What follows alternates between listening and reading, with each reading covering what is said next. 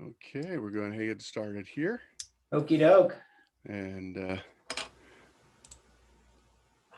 see the attendees starting to file in here. We'll just give that a moment for everyone to get pulled into the Zoom. Okie doke.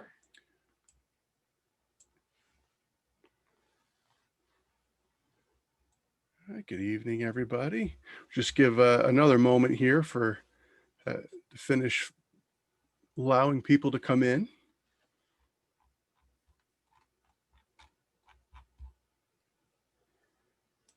Okay, and I'll go ahead and get us started here. I want to thank you all for being with us this evening. We really appreciate when you join us. My name is Benjamin Neely. I'm the Executive Director of the Berks History Center, and it's my pleasure to welcome you here to tonight's program. We're very pleased when we get a good crowd on a Thursday night when we have such great weather. So thank you.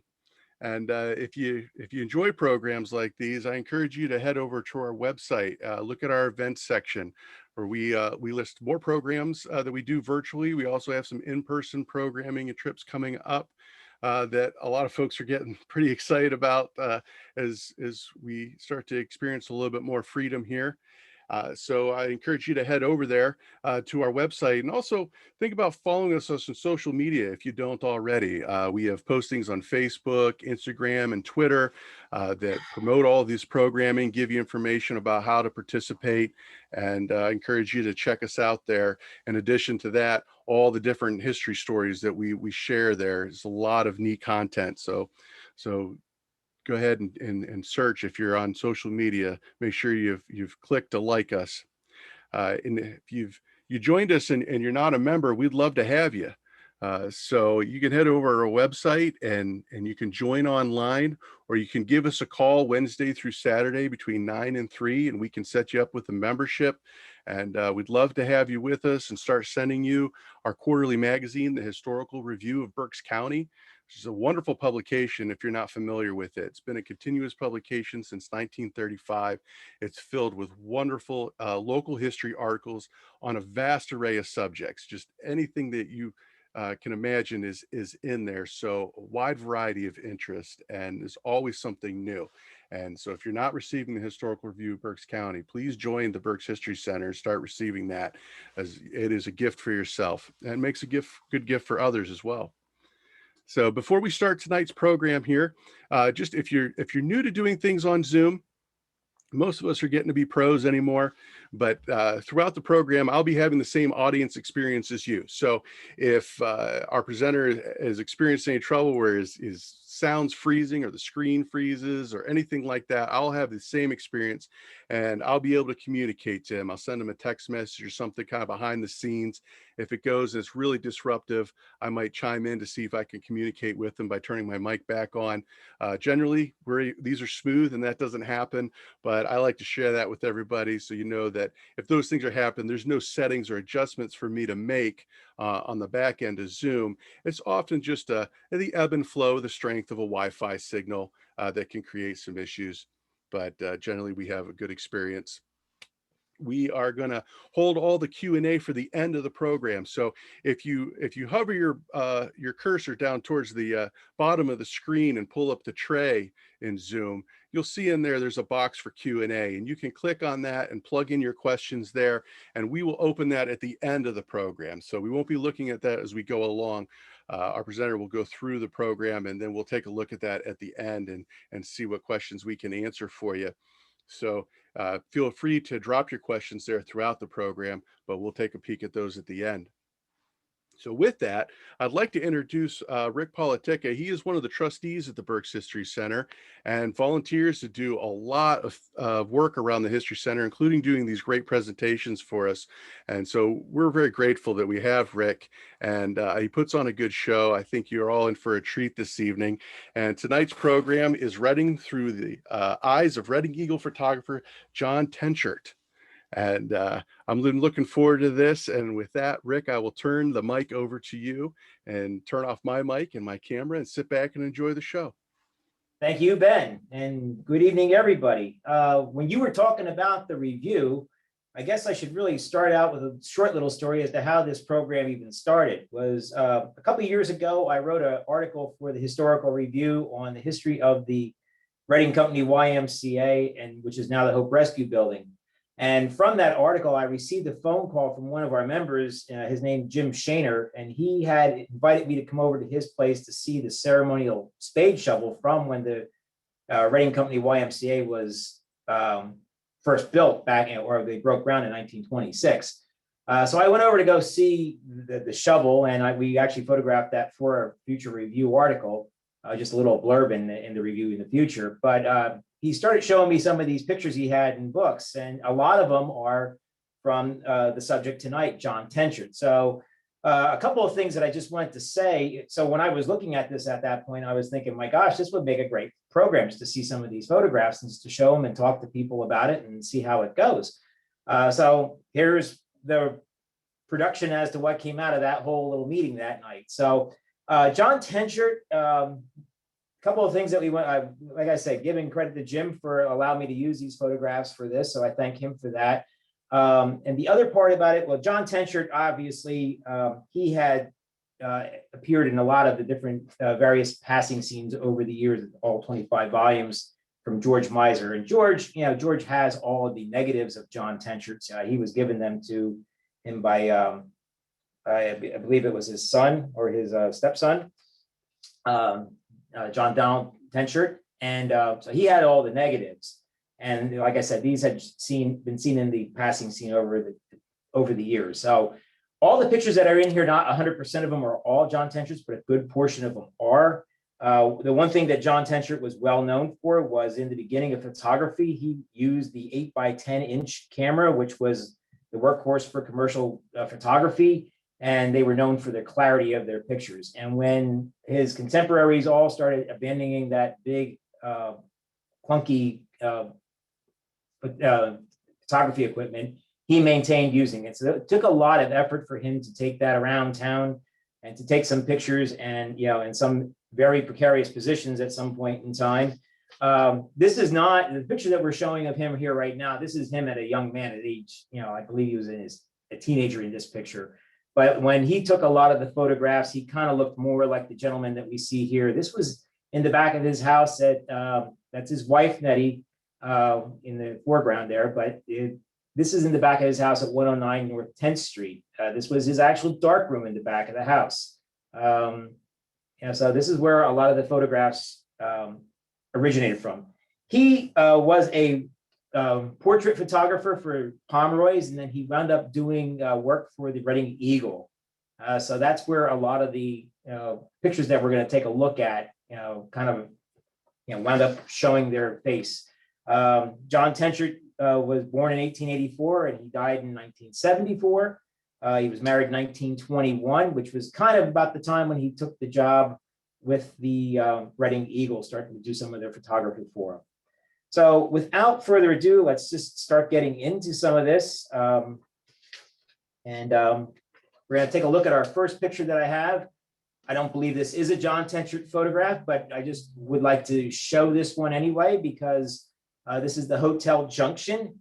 This is an 1881 era photograph. This is the intersection of 8th and 9th Street, where and you would know this as the former Pennsylvania Trust Company building. And then later on in the, most recently, I guess you would have known this in the last like 40 or 50 years, was where the Gift Sisters were, where their dance studio was. But this is like our first picture. So this building is highly altered from what it looks like in this picture. But we're going to, like I said, we're going to just have some fun with some of these photographs as we go through. And I hope you enjoy what you get to see. So the next picture we're going to see, this is a Tenschert type photo. This is the City Bank and Trust Company. And this is right near the corner of 6th and Penn Streets. And if you look to the far left of the picture that we're looking at here, you're going to see the word Eagle. And that is because that is where the Reading Eagle was before they had taken up residence down on the 300 block of Penn Street. So it was, this is the building. Edwin Quire was in charge of the Reading Eagle at that time, around 1930. And this was the City Bank and Trust. This was one of a very, very beautiful building. one of the very many beautiful buildings that were downtown Reading. This is at 5th and Court Streets. This is the Curtis and Jones shoe store, shoe factory. This was when they were housed in this building. They had outgrown it, and then they wound up moving to 8th and Oley Streets. And that would be the building that just recently in the last couple of years that Alan Schumann renovated and turned into apartments and retail space on the first floor. But this was the original place of business of Curtis Jones and Company. But this building had a couple different uses over the years, and the other one was the Colonial Hotel. Colonial Hotel was its use. I'm gonna get my notes together here. This is a photograph from the 1930s.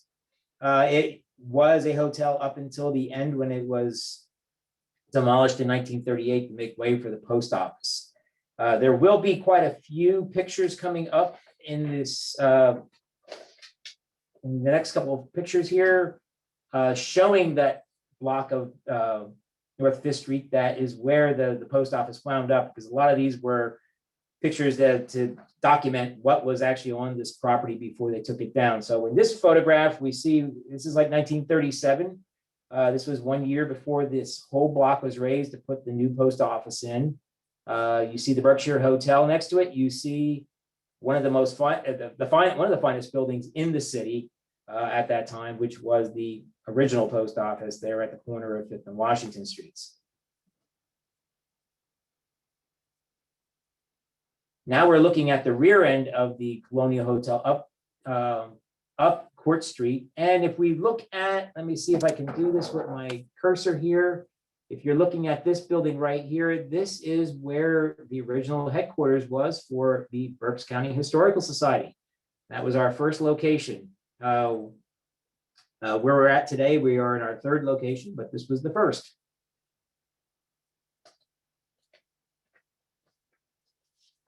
And let's see, going on next, we got another view from the same area. This is again, you're looking at Moore's Diner there, and you're seeing how some of the buildings were already removed during the point in time where the Moore's Diner was. There was a building there. And you just see some of the vastness of this post office building, which was quite exquisite. When there were group photographs, one of the most popular places in the city to have group photographs, whether it was of a band or whatever group they were taking photographs of, firemen, they would do them on the steps of the post office. That was one of the most popular places to get your photograph taken in a group photograph.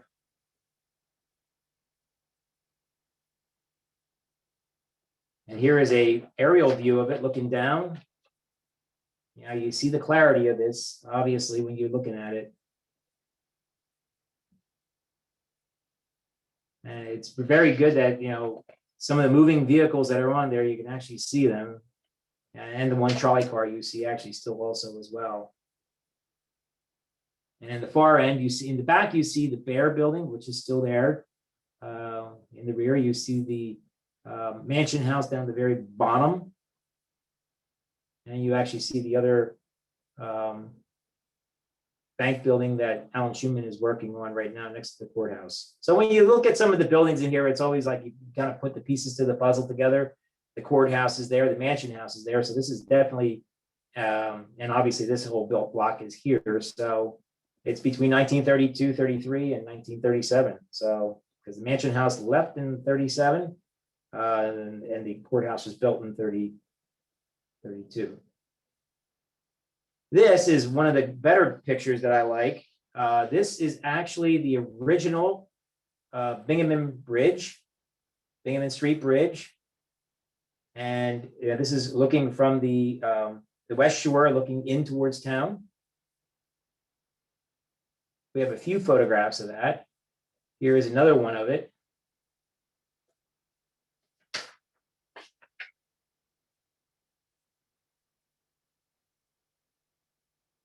And it just says on that sign, it's a sign William Seidel. No, not much more there. And unfortunately, I can't I tried to make out what the warning sign said on the bridge, but I could not make that out because it was a little too blurry. Another photograph. And I believe probably what you're going to be seeing where the smokestack is to the left-hand side, you're going to be start seeing the beginning of where the Penn Hardware building is. And then when this bridge was replaced, 1921, it was replaced with what we see here today, which doesn't quite look like the current one that we see today, but it is basically the right curvature of the bridge. And we can see some of the other buildings that are in the background there.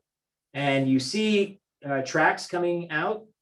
You see the trolley coming across the bridge, and you see the tracks coming up. But you also see train tracks going to the left, going away from the bridge. They were tracks that went to Epler Station. That's where they actually went to.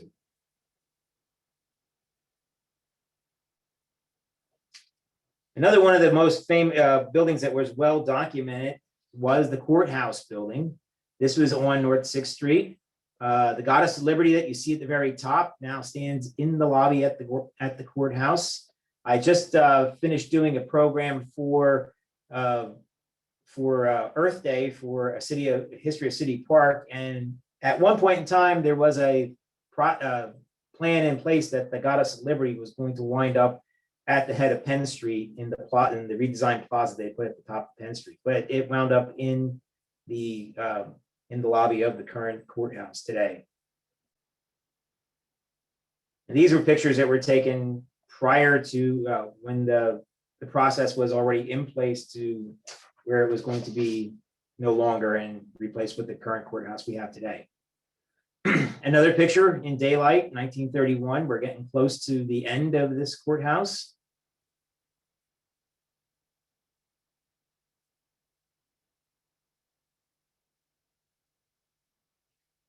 Here's an interesting picture, not very great with clarity, so I doubt this is a John Tenschert, I'm not sure. However, this is the Dolphin. This was the last tugboat owned by the Schuylkill Navigation Company.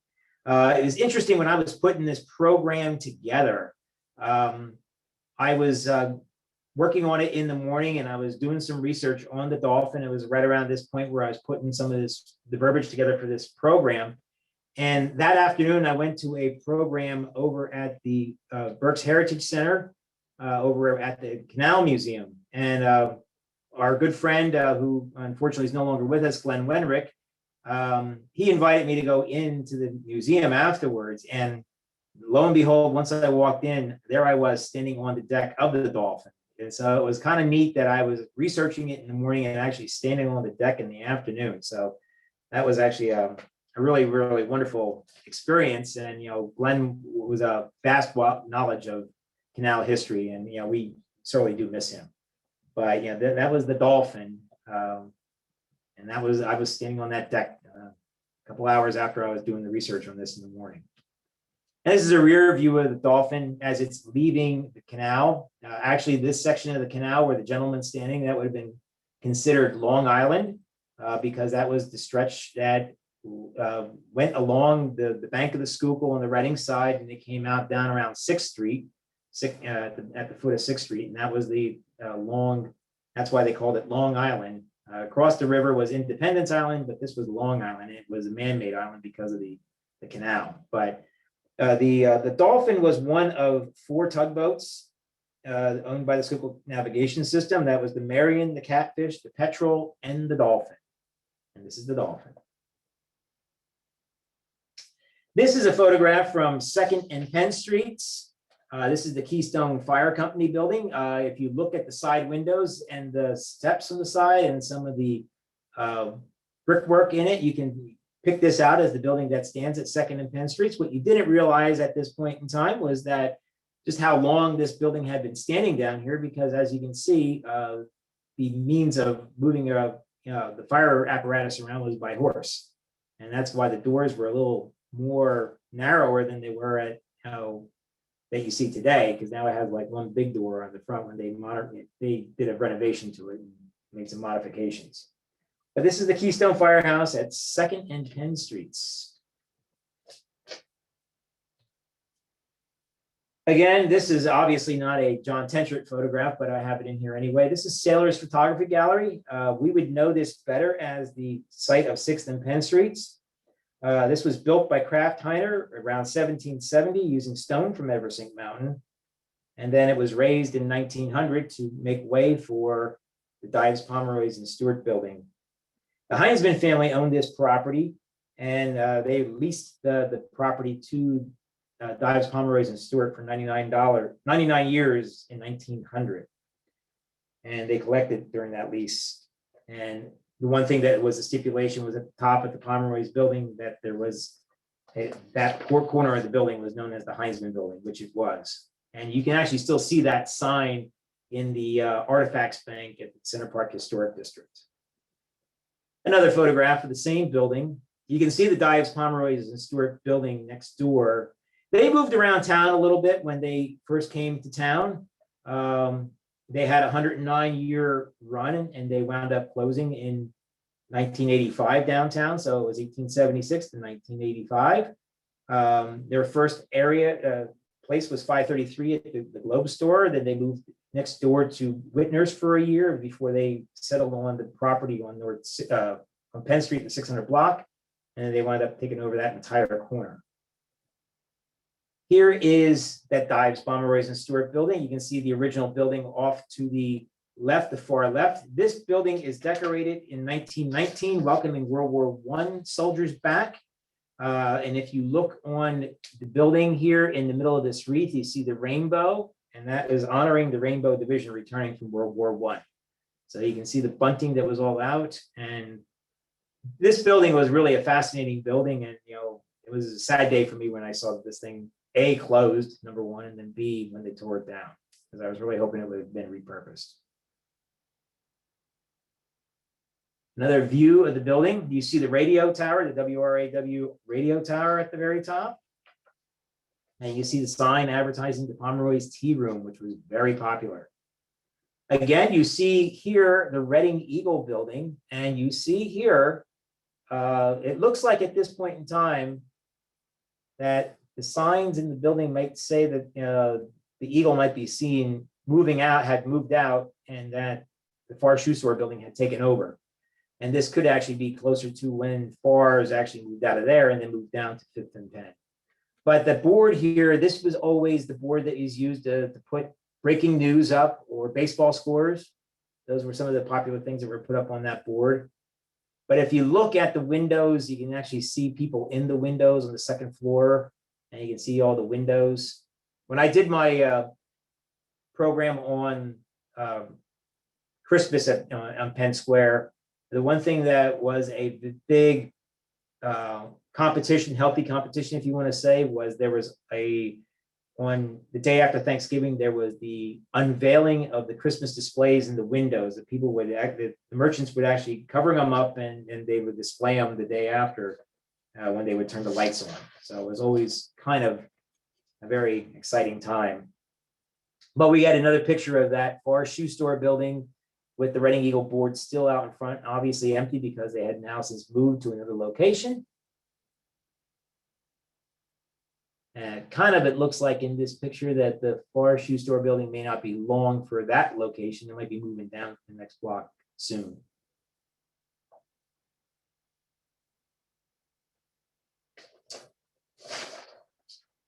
This story is where Wyomissing meets Albright College. So you have two trolleys side by side. And this is the 1940s, and I can tell by just some of the view, how some of the people are dressed. The thing that was always interesting about these photographs when you're looking on Penn Street is that you see just what kind of security you as a trolley rider would get. You got to stand inside that little white line, and that was supposed to protect you from everything. So I always, it's kind of interesting, after the trolleys had long since gone, they still maintain that habit with the buses where they would not come to the curb. They would actually meet you out in the center of the street. The one thing that's interesting to take a note of here in the picture is on the Pomeroy's building, you notice now that you see that they kind of like have put displays in front of the windows, so they don't really have people at the windows. And I always am pretty interested about these fantail windows that opened up to give you air. If you wanted air conditioning, there was some evidence of it right there. But you can see all the people on the streets. Now we get an aerial view looking from the courthouse, I would hope. Because here we are at 6th and Penn. We're looking down at Pomeroy's. We're looking at that whole building. This was the Reading Eagle Press building in the back. We'll see that. The one thing that stands out about this was, okay, you have Whitner's as one of your big department stores. You have Pomeroy's as one of your big department stores. But the one that was the first, that was the beginning of department stores downtown Reading, was this one here, Klein, Eppenheimer and Son. And there was an article just in the paper the other day by Ron Devlin about Calvin Whitner. He actually started at Klein, Eppenheimer and Son before he actually opened his own business, at Whitner's. But the other thing that to take note of in this picture is the stable house of the City Hotel, which was this big building back here in the back. And you just get to see just how tight that whole area was. Back here would be this was the former Raja Temple back here. They took the onion domes off the top of the building already at that point, but this was the Raja Temple, the original one. And after the Shriners moved out and they moved to North 6th Street, and this building, the new owners had a naming contest during World War I, and they renamed it Liberty Hall at that point in time. So here is the Pennsylvania House. Pennsylvania House, we're going to say, where is that? Well, this is at 5th and Washington. When we saw that beautiful building that was the previous courthouse, post office, I should say, this was what was on the footprint of that building beforehand. This was demolished in 1888 to make way for that post office, which in turn was demolished in 1938. When I was talking about Pomeroy's and their first Dives, Pomeroy's and Stewart, their first building that they opened up, it was in the Globe building. And this was the Globe building, 533 Penn Street, operated by John Mishler.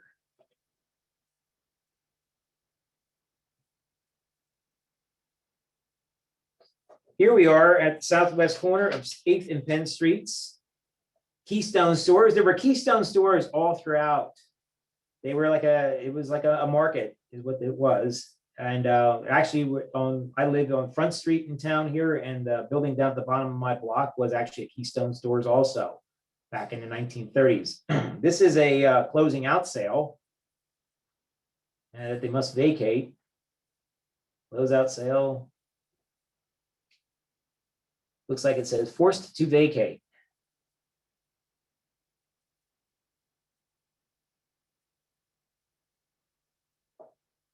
This building is the site of the former Wyomissing Club at 5th and Walnut Streets. This is what it looked like. Nice thing to see here is this was the standard of how lights used to be, how streets used to be illuminated at night. This was a street light right here. So this is 5th and Walnut Streets before the Wyomissing Club took over. This is Christ Episcopal Church. This is a John Tenschert photograph. You can see from the clarity of it. You can see in the back, you can see the girls' high school in the back. And this is actually now a little courtyard here, but you can actually see there was actually a building. And the other thing that's kind of interesting is you see how they parked on Court Street. They parked parallel with the, not parallel parking, but they parked into the, they pulled into the sideways, so I guess they got a lot more cars in it that way, but a little bit more treacherous to pull out.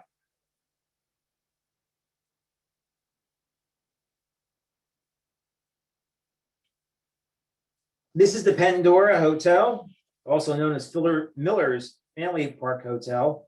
This was located just before the Gravity Railroad Station, below Allenbach Cemetery.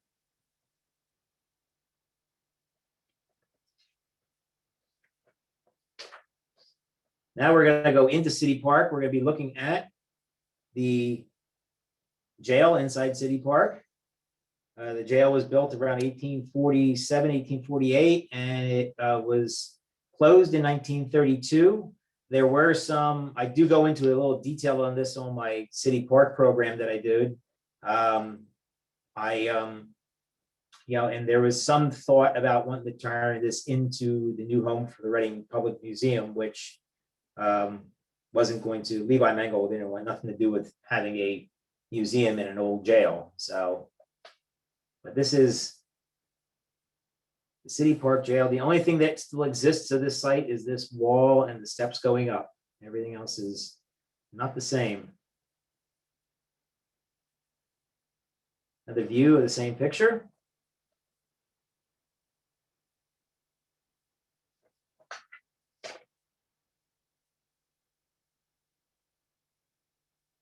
The stone from this building was used to build the field houses at both Pandora and Bear Park. The jail entrance.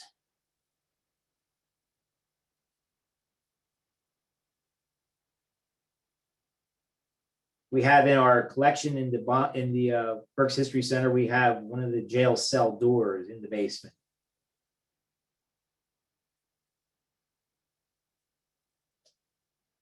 Here we are now, we're going to 5th and Penn Streets.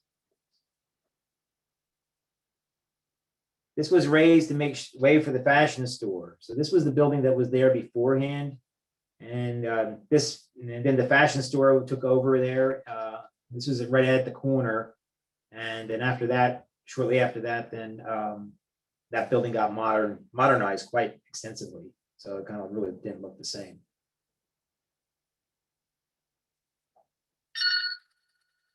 I thought I had taken care of that, but I did not. Sorry about that. This building here is the original City Hall at 5th and, well, not the original City Hall, but one of the original City Hall buildings. This was at 5th and, this is catty corner from the Reading Public Museum. And as you look in the back, you can see the Raja Temple in the back with the onion dome on the top. So this would be 5th Street, this would be Franklin Street. And this was the City Hall until the 1930s when J. Henry Stump moved it to the current location at 8th and Washington Streets in the former boys' school. This building was raised in 1946. Obviously, this is not a John Tenschert photograph, because this is quite old. This is 7th and Penn Streets, and you can see Penn Street is basically a dirt street in this picture. But I found it interesting to show just a different viewpoint. And there is the gatekeeper's little house there when the trains would come by. Next up is the Mohican Market. This is at 720 Penn Street, next to Harold's Furniture. It was the grand opening. The one thing I was told about the Mohican Market was this was like a meat market, and pretty much that you went in there, you would be walking in sawdust when you went inside the store. That's one of the things that I had been told. I obviously did not get to experience that because that was a little bit before my time. This is a view from the courthouse looking towards the outer station. We can see the outer station right here. We can see the former Birdsboro Steel Building over here. The thing that's interesting about this photo, this is the boys' wing of the YMCA on Reed Street. But the thing that's interesting about this is you can just see how many spurs came off of the train that went to go service the businesses that were along the main line here, of the yard. You see the Reading Company YMCA here. And you see this is their material handling building, which is still there today. And then way back in the distance is the roundhouse back there. Picture from Pomeroy's. John Tenschert takes pictures from Pomeroy's looking, from his old employer down onto a rainy Penn Street. And just look at all the cars lined up, parked on Penn Street. And you could say by the guess of that is, 1930s by what you're looking at. And again, like I said, I always point out, you can see this protected you as a rider of the trolley from getting hit by a car, I guess. So the little white line. This is one of the few pictures, I guess, because of the rainy day, that you don't see that many people on this side of the sidewalk. All the pictures I see of Reading downtown over the years always show this sidewalk just packed with people all the time. Here we are, we're on North Fifth Street, 217 North Fifth Street. There's a parking garage currently there. This was the residence of Isaac McHose, who ran the furnaces and founded Reading Fire Brickworks.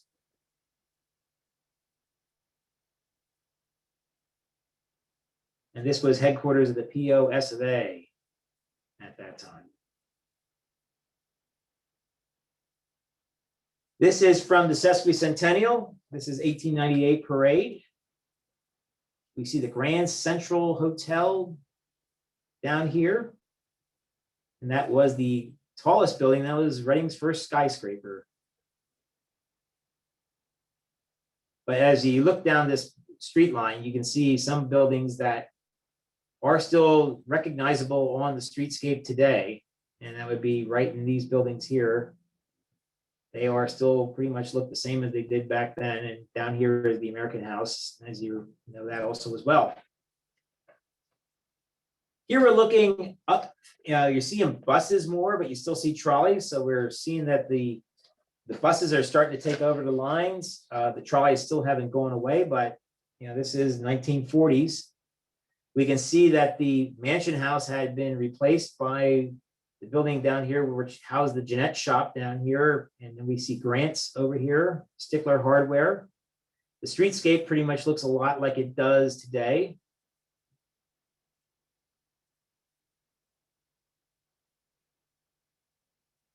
And this is another view almost from the same photographed viewpoint from the Whitner's rooftop, it looks like. When he took his photographs, he carried around a lot of equipment to do the work that he did. And he did some in some very precarious places. There's no doubt about that. Things that I don't think I would do, that's for sure. This is a photograph on South 9th Street, 9th and Penn Streets to be exact. This is they're tearing out the trolley tracks in 1935. The trolley tracks elimination was a long process. It took quite a while, but there were some areas where they started taking them out, and this is the work when they were taking them out. I actually there was actually they had a machine that came up and actually pulled them up out of the ground, and then the guys just kind of loosened the rest of the way. But if we see this, we see the Carsonia lunch here, and this sign here, you see this little PA route sign. We can't see that side of it, but if you looked on the other side, this would say Route 83. Route 83 would be currently today Route 183, and actually Route 83 ran through town. It ran the current route of 183 into Reading, which is Schuylkill Avenue, but it would actually take its way down onto Penn Street. It would go up Penn Street to 9th, and then 9th out the South 9th Street Road out of Reading along Neversink Mountain. That was actually part of Route 83.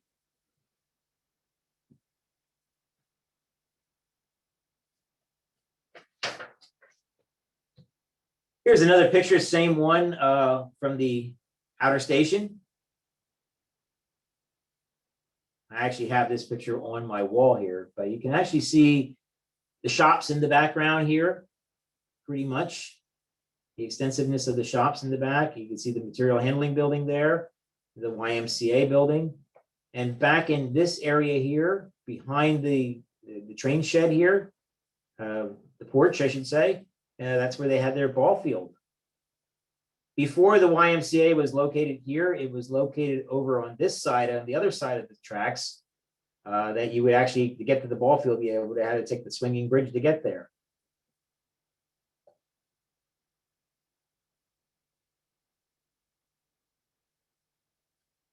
Here is the Horseshoe Bend below Neversink Mountain.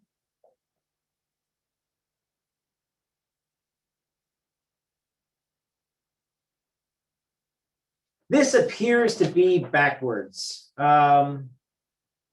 This is Stouts Ferry Bridge before it fell in 1948. This building, I believe, in the pictures is on the other side in real life. So this appears to be a backwards photograph. This was the longest single span in the state of Pennsylvania when it was still standing.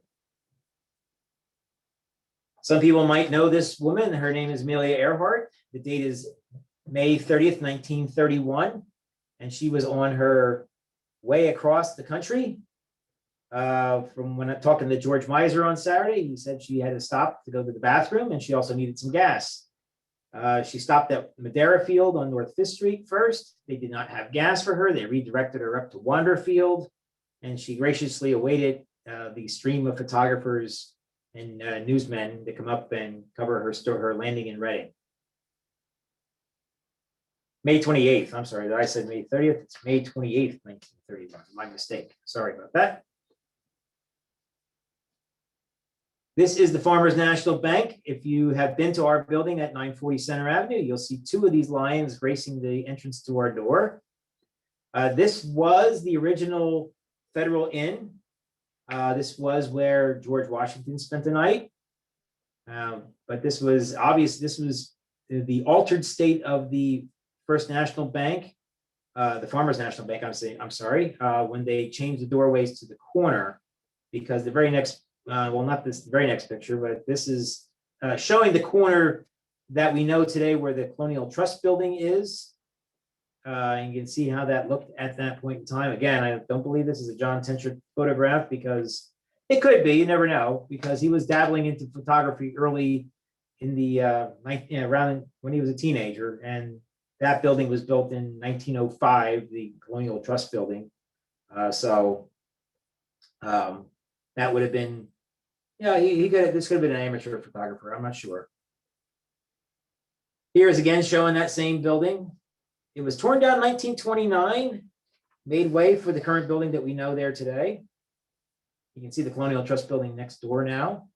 This was the original way that the building looked when it was still a bank, but the doorway was in the center. It went through quite a bit of names over the years. It was Farmers, it was Berks County Trust, it was American, it was Meridian, Commonwealth, and now it is hopefully looking for a new tenant. Another building picture of the same area. We still got trolleys on the tracks there, so we can see that. Now we see the new building in the background. And again, that whole corner of the building kind of looks, for the most part, almost the same, with the exception of a little bit of deviation further down. This is the last run of the trolleys in Reading, Monday, January 7th, 1952.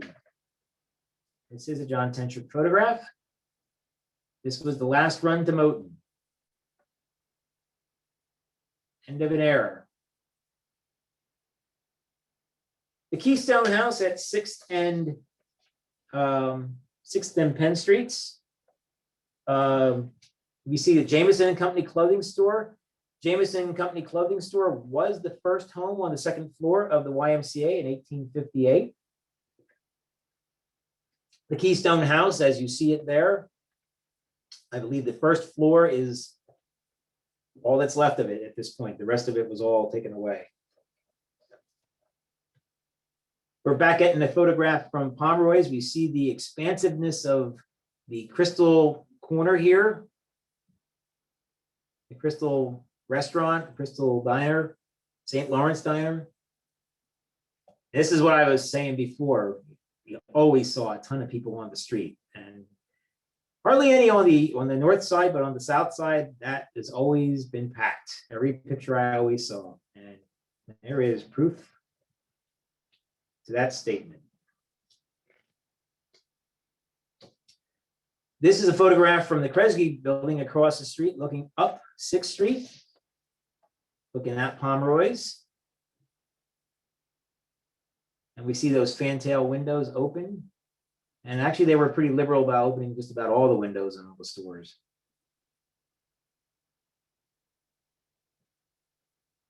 Walking down the 400 block of Penn Street. This building down here was originally the Reading Installment Company. This is where you could buy just about anything for your home to get up and running at your home.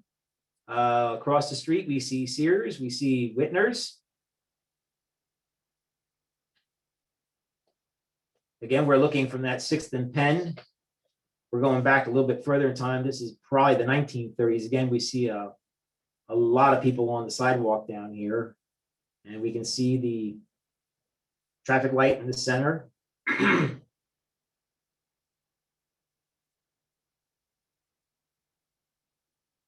Same photograph, just a different time.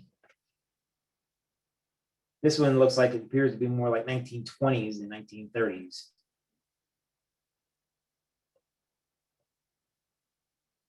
And what tells me that is the difference of the Reading Trust building in this area here is not there.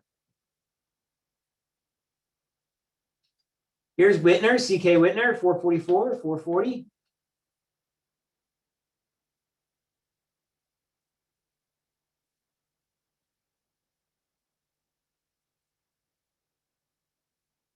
And the building went through I believe it had a catastrophic fire in 1909, and Whitner's rebuilt and made themselves better. This is actually the current building. The original building, I believe, actually had a glass atrium in the center. And so it was the store of light, if you want to call it. So the whole area, the whole center of the store was open. The reincarnated version of Whitner's did not have that same luxury, but they were very big. They were the second biggest department store downtown. And you see the Sears Roebuck Company next door.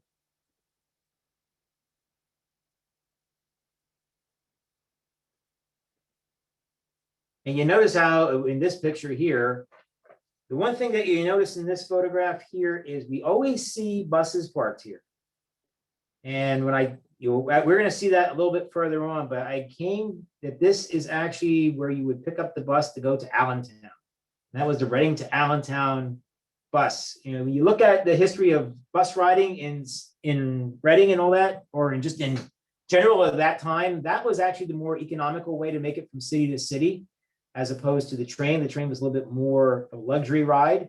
The bus was, it was a little bit more of a private enterprise.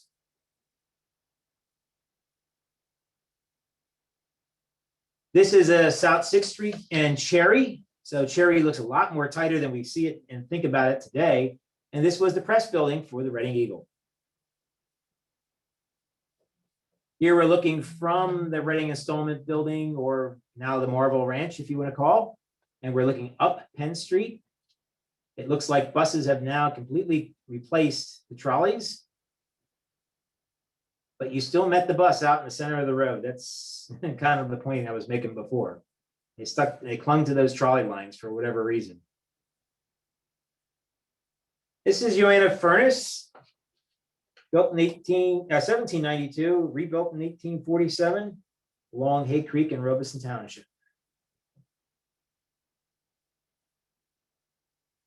Back downtown, once again, this is an earlier picture of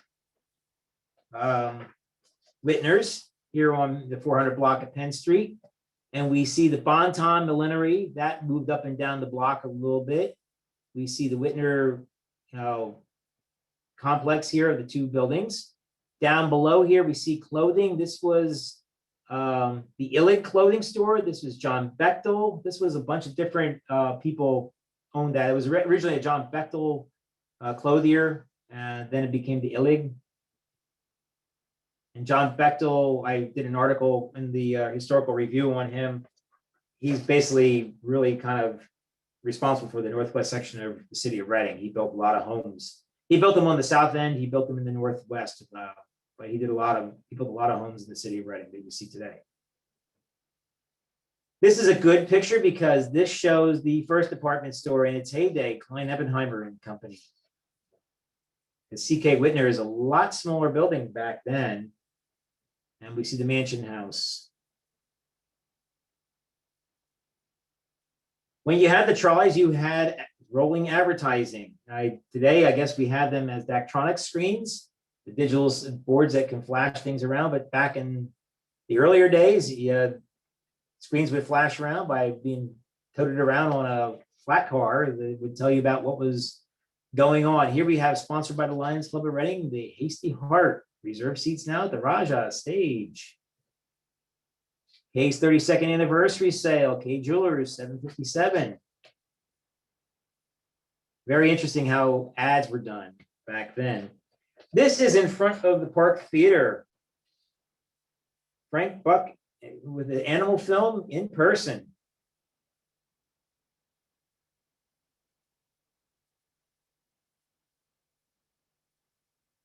Here we are at 5th and Penn Streets.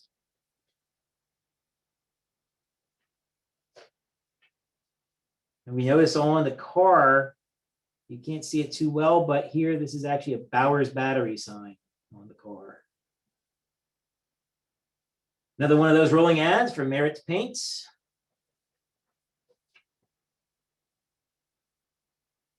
Or you can see the Bing Crosby at the embassy on Saturday night in blue skies, 1946, November.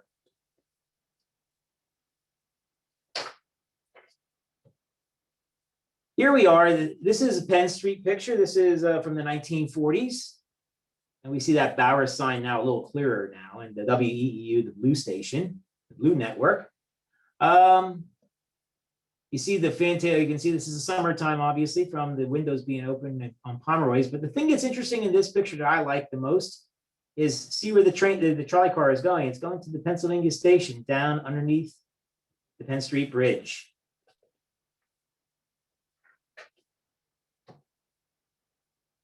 This is the log cabin, one of the last log cabins that existed in downtown Reading. This is at 10th and Walnut Streets. This was the original Central House, the first skyscraper built in 1861 by Jacob Mishler, raised in 1931. And this is kind of towards the end. Right now, at that point, the tire store was the only sign of life in the building because the rest of it looked kind of empty. This 6th and Walnut Streets, current site of Penn State Health, our community general campus. This was the original home of James Dunn. James Dunn was a trustee at the Charles Evans Cemetery. He was an attorney. And then he wound up selling his home to Cyrus Durr, who was also an attorney. James Dunn was the one that actually pushed for the Gothic entrance at Charles Evans Cemetery. So you can, that kind of gives you a date because that entrance, Charles Evans was still alive when that was begun construction. I got this information from Michelle Lynch last evening, and she was giving me some of this information. Yeah, there were some financial troubles. That's why he sold out to Cyrus Durr the house. So she always calls it the Dunn and Durr house. But very excellent example of Gothic revival. Aerial view again from the courthouse, 1930s. We have snow, and again, you can see the same buildings we looked at before. Things always look more clear in snow. But here's that massive stable house of the City Hotel. Here is the press room of the Reading Eagle. And we can see the board for the Reading Eagle down below.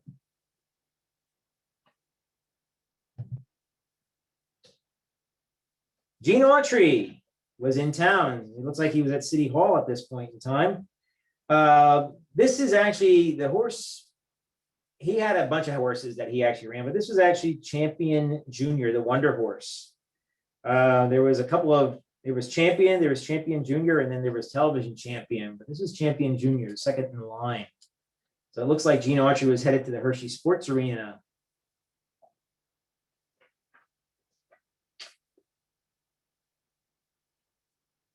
Penn Street from 6th, 1890s. Again, definitely, I'm sure John Tenschert did not do this picture. But again, the thing that's interesting in this photograph is notice these buildings are still pretty much the same.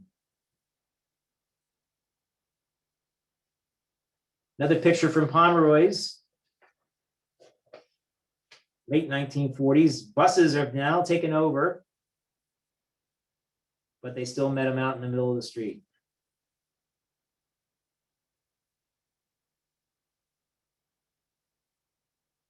We got some names that we can remember here.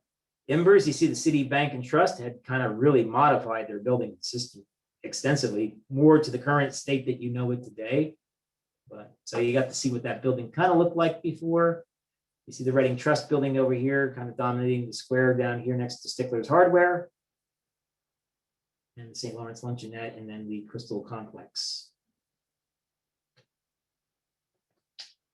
This is right after the Central House was taken down and they were starting to put the Acme markets in there. That was the first thing that kind of took over in that area. This is looking from the American House, looking up the square, a little snow on the ground. Buses and trolleys both dominating on the square.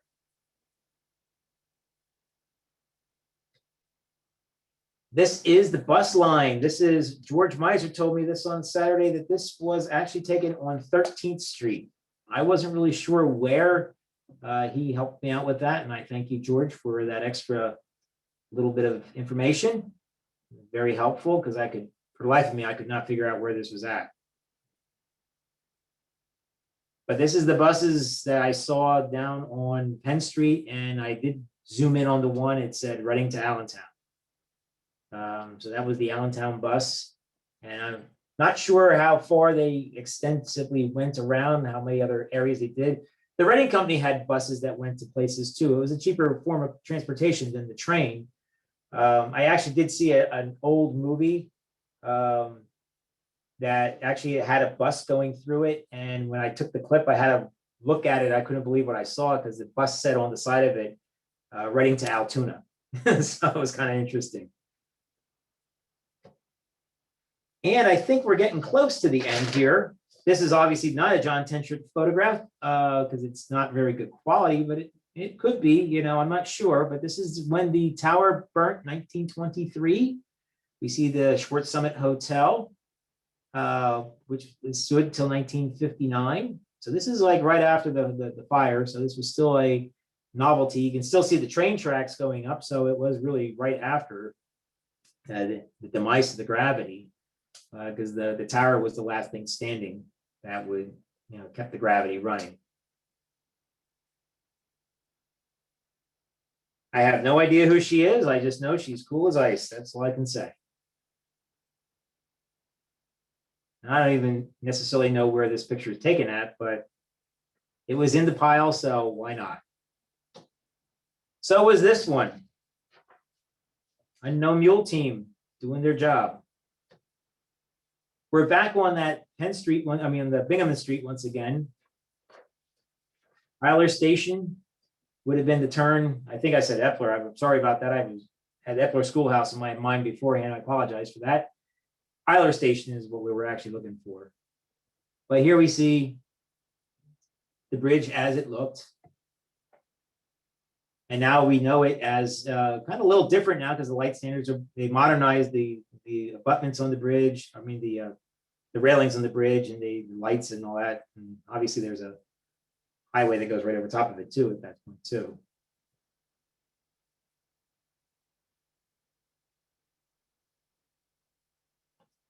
We're back on Penn Street a little bit, 400 block one more time. This looks like to be the 1950s, early 1950s, because we still see a trolley on the tracks, maybe late 1940s.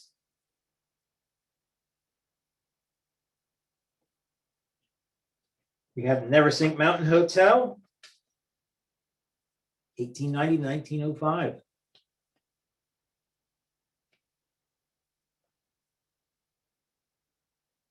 And here we are looking at Mineral Spring Hotel, the upper dam.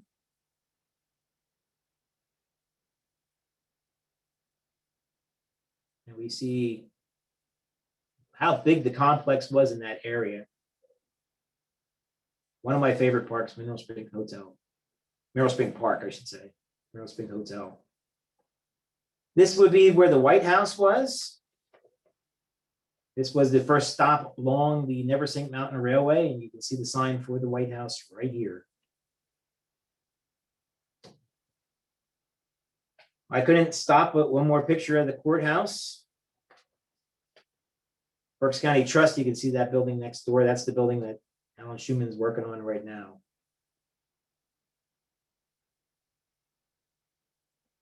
No idea.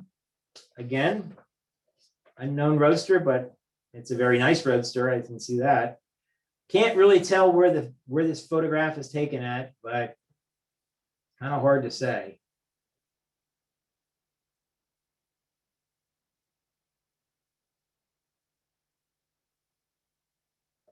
Here we are on Penn Street one more time. We can see this is before the Berks County, the Reading Trust building was changed. It's still the Second National Bank in this photograph here. And we can see the Reading Chandelier Works here on the second floor at 503 Penn Street, where the Reading Distilling Guild is now.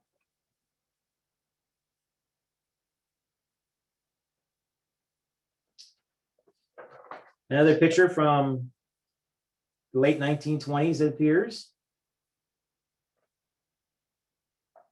Early 1930s, perhaps.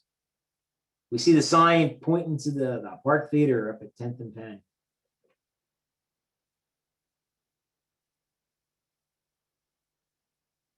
Well, actually, yes.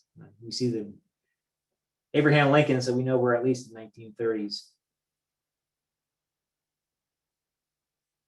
This is, again, the Far Shoe Store building. This is another view of that same photograph from before. Looks like in this picture, they just moved. They just moved the 448 Penn. And in closing, I would have to say, from all of us at the Berks History Center, also known as the Historical Society of Berks County, this was our original headquarters at 519 Court Street. I'd like to thank you for the attending my program tonight, and I hope you enjoyed the program. Thank you very much. Well, thank you, Rick. Let's see here, I will open up our Q&A box. Here, I don't have anything in there at the moment, but I have a question just on pulling all these photos together. Where are all the sources that you've used to compile all of this into this PowerPoint? Well, where I got my information? Yeah, the photos, the the information, all of it.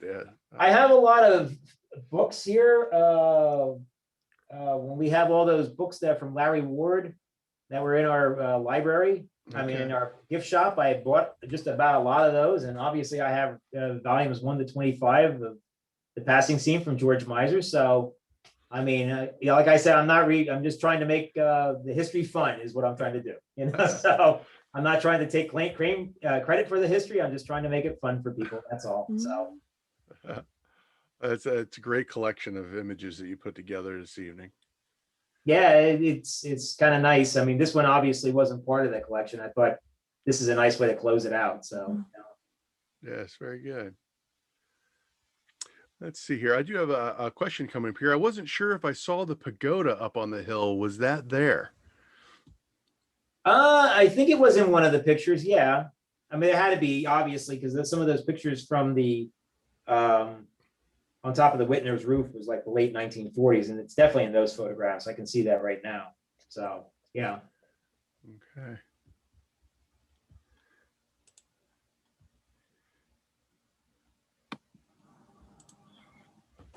All right. Well, I don't have any other questions in the question box here for you, Rick. I think you covered it all. Just imagine how tight they were at 519 in there, huh? Well, hey, Rick, thank you very much for putting the program together for us. I know you must have spent hours and hours. I can't imagine compiling all this together for us. And it's always wonderful to have you here. And thank you all for joining us at home. Appreciate you spending your evening with us. And I hope we'll see you at future programs. So I'm going to close the Q&A box here for the evening and wish everyone well. Thank you so much and have a pleasant evening. Have a good night. Thank you.